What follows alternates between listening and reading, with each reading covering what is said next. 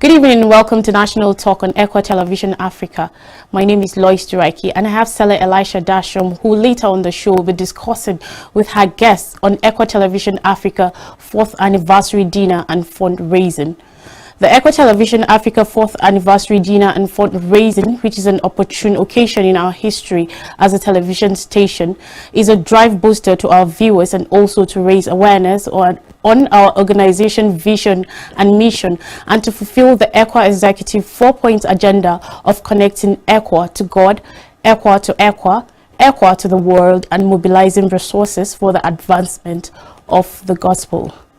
On the news tonight, President Buhari approves Muslim ticket, confident on 2023.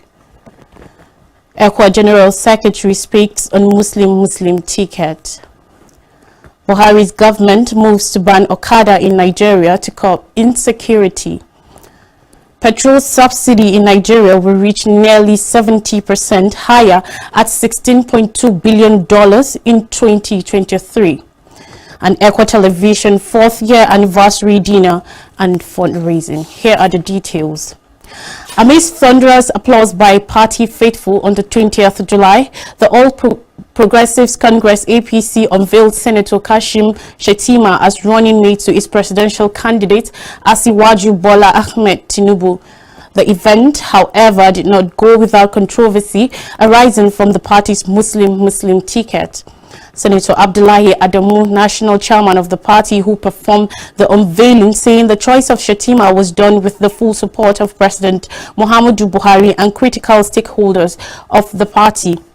Adamu reminded Nigerians and critics of the Muslim ticket that the duo of Tinubu and Shettima were walking the path of the late Chief Moshood Kashimao Olawale Abiola, acclaimed winner of the 1993 presidential poll, who settled for Babagana Kingibe as his running mate.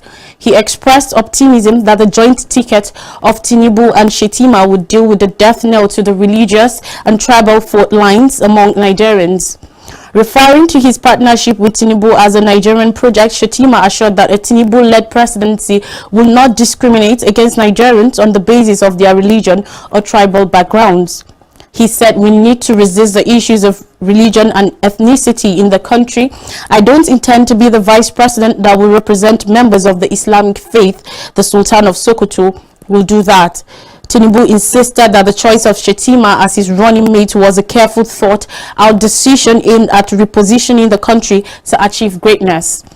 Among dignitaries at the event were the chairman of Nigeria Governors Forum, NGF Kayode Fayemi, Governors Babagana Zulum of Borno, Inuwa Yahaya Gombe, Abdullahi Ganduje of Kano, Aminu Masari Katsina, Babajide Sanwo-Olu of Lagos, Abdullahi Sule Nasarawa, Dapo Abiodun of Ogun, Bello Matawale of Zamfara, and David Onoja, who stood in for Yahaya Bello of Kogi State.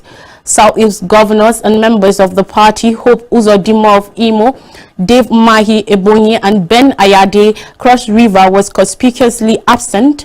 Also absent was the Senate President Ahmed Lawan. The trio of Lawan, Umahi, and Ayade had contested against Tinubu for the presidential ticket in June. On hand at the unveiling were no fewer than 30 bishops and pastors from various Christian denominations, dressed in their robes and regalia, to register their solidarity for the Muslim ticket despite the stiff resistance of Christian Association of Nigeria, CAN. Khan, meanwhile, has said the bishops who attended the unveiling were hired artisans who quickly made and wore clerical garments just to prove unnecessary points.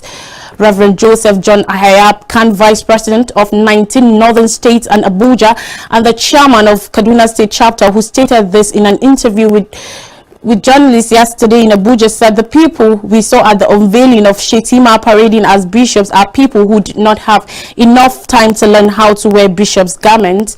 Hayab, who questioned the rationale behind the drama, argued that if Christians are not important to the party, why then the desperation? He said, "Take a closer look at their pictures and you will see another Nollywood movie." Khan wonders why the desperation. First, the story was out claiming to have come from the chairman of Khan Borno State, only to be refuted. And again, there was another lie that Tinubu and his running mate were on their way to meet Khan president one night, a meeting that was not true and was on a night that the Khan president was in Alabama, United States, attending the Baptist World Alliance conference, of which he is the vice president. Also, ECWA General Secretary Reverend Dr. Sabo Madu Jr. spoke on Muslim ticket. Let's take a look.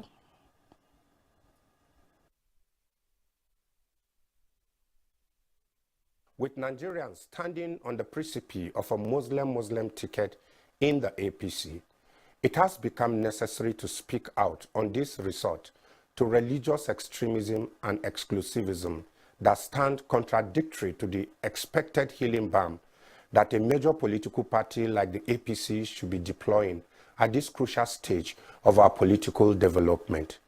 More significantly, the dismissive counter to people's disenchantment with the Muslim ticket by asking them to explore other options is insensitive, arrogant, and a disservice to the sensitivity of Nigerians' multi-religious composition. It is like telling the Christians to go to hell because they matter little.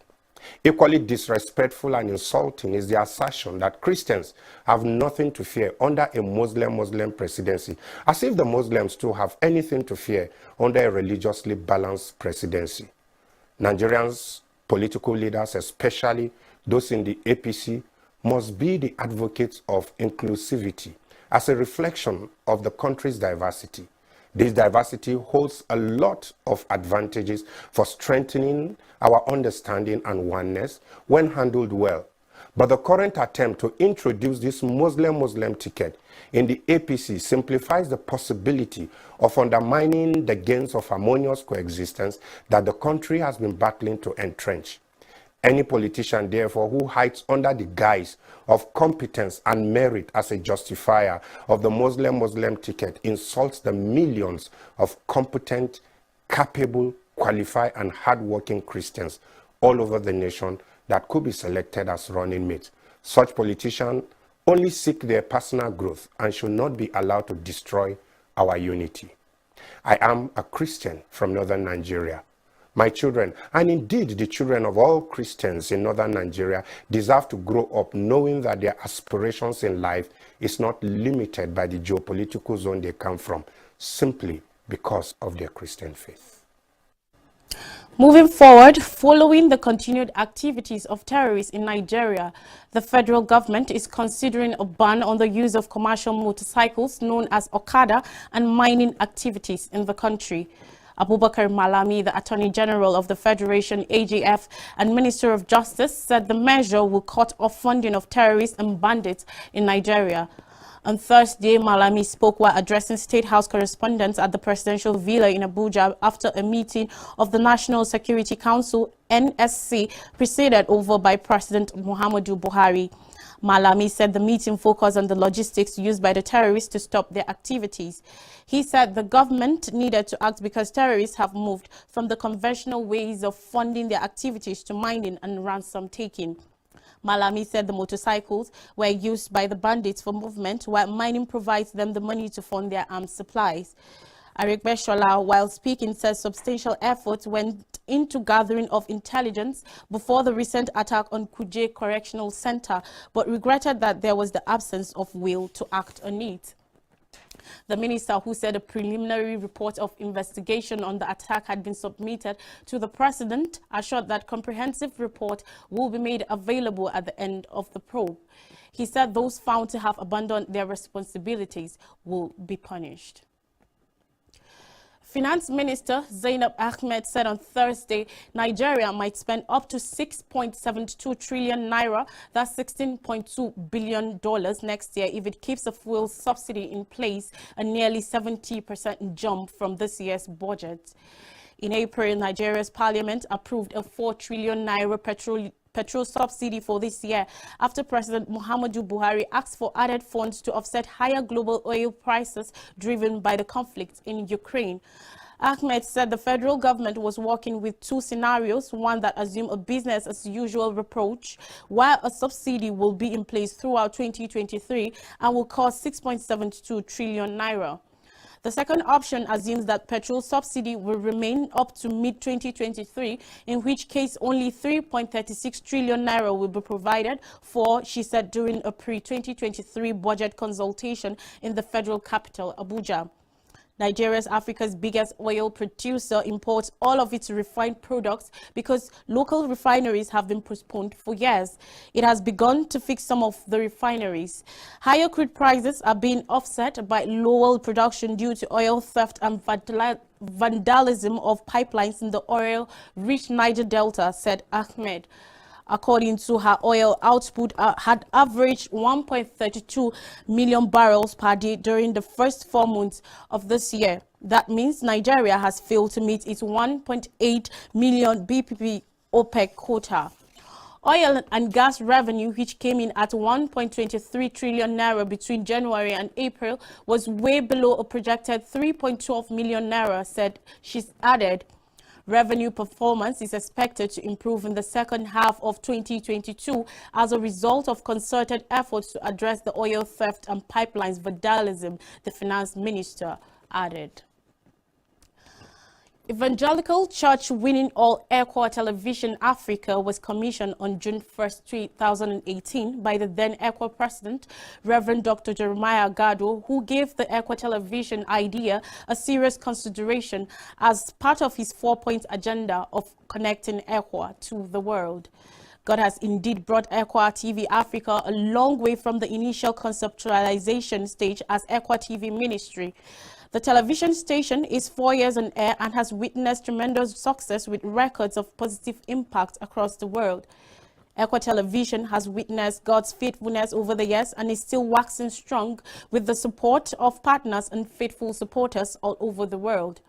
To do more, we are seeking to raise 100 million naira only for the purchase of more studio production equipment, live sound equipment for ECWA conferences, building of an ultra-modern studio, utility vehicles, and this can be achievable with your support.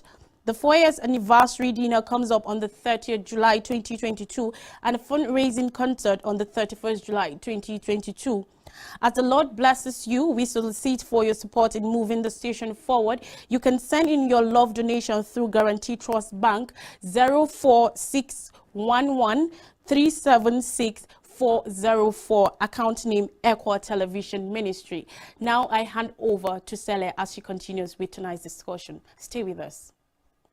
Thank you so much, Lloyd, for that preamble looking at ECWA Television 4th anniversary that is actually coming up on the 30th of July 2022. I'm still Sarah Elisha Dasham, and looking at the fundraising and also the dinner night, so looking at the 4th anniversary of ECWA Television, it's important that we look at the success story, look at the history, look at what we are, what we stand for, and actually where we are.